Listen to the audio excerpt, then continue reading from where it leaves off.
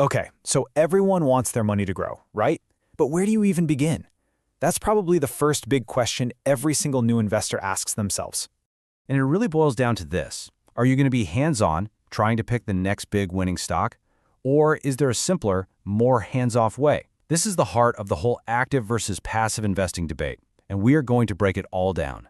So in this Explain It, we're going to cover exactly what these two strategies are. We'll look at active investing, then passive investing, and most importantly, we're going to figure out which of these paths is actually better for you and your financial goals.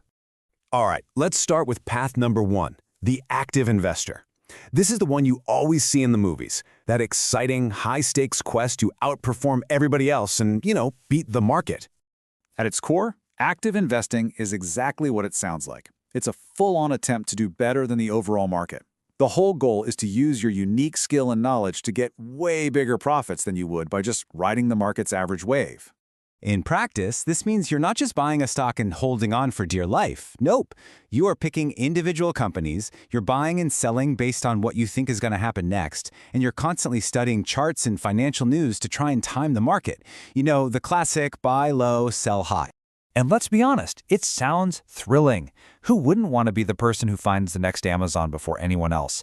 It's a really powerful idea. But before we get too carried away, we have to talk about the reality of what this path actually demands. Because the real cost here isn't just about the money. It requires a huge amount of your time to do the research. It takes a really high level of skill. And maybe the toughest part of all, you need incredible emotional control to keep from panic selling or getting too greedy at the wrong time. Now for our second path, which is a total 180, the passive investor. Here, the entire philosophy is different. You are not trying to beat the market. You're just following its lead. So this is the crucial point. Passive investing is the complete opposite of active. The goal isn't to be some hero who outsmarts the market. The goal is simply to capture the market's own return. You're basically saying, you know what, I'll just take the average growth of the entire market. And as we're going to see, that is a surprisingly powerful strategy. So how do you do it? Well, the playbook is incredibly simple. Instead of picking individual stocks, you invest in broad market funds, like index funds or ETFs. Think of these as big baskets that hold hundreds or even thousands of different stocks. This way, you own a tiny piece of the whole market. Then you just hold on for the long term and let time and the economy do the heavy lifting for you. And that simplicity is really the main draw. There's no stress about picking the right stock. There's no need to constantly check the news. You can set it up and pretty much forget about it.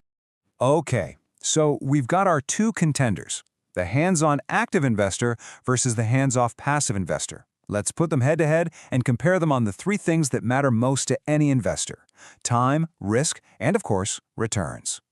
So let's just break this down. When it comes to time, active investing is a massive commitment. Passive, it's pretty much set and forget. Now, risk. Active investing is much higher. A few wrong decisions can really hurt you. Passive is lower risk because you're diversified across the entire market. And for returns, well, that's where it gets really interesting. This is the million-dollar question, isn't it? After all that effort, after all the risk and the stress, does the active investor's hard work actually pay off with more money in their pocket? So here it is, maybe the most important takeaway of this whole thing. Study after study shows that the vast majority of active investors, I'm talking even professional fund managers, they fail to beat a simple passive index fund over the long term. In fact, over a 15-year period, more than 90% of them underperform the market. So you have this dream of active investing.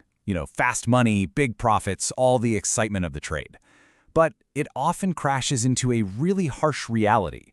Most people who try it actually end up losing money or underperforming, mostly because human emotions like fear and greed get in the way of making smart decisions. It's a game that requires a level of skill that most of us just don't have. On the other hand, passive investing might seem boring. You don't get to tell your friends this thrilling story about the hot stock you picked. But when it comes to building wealth, boring is incredibly powerful. It builds wealth slowly, consistently, and, most importantly, reliably. So, with all that said, let's bring it all home. What is the best path for you, especially if you're just getting started on your investment journey? Let's make this as clear as possible.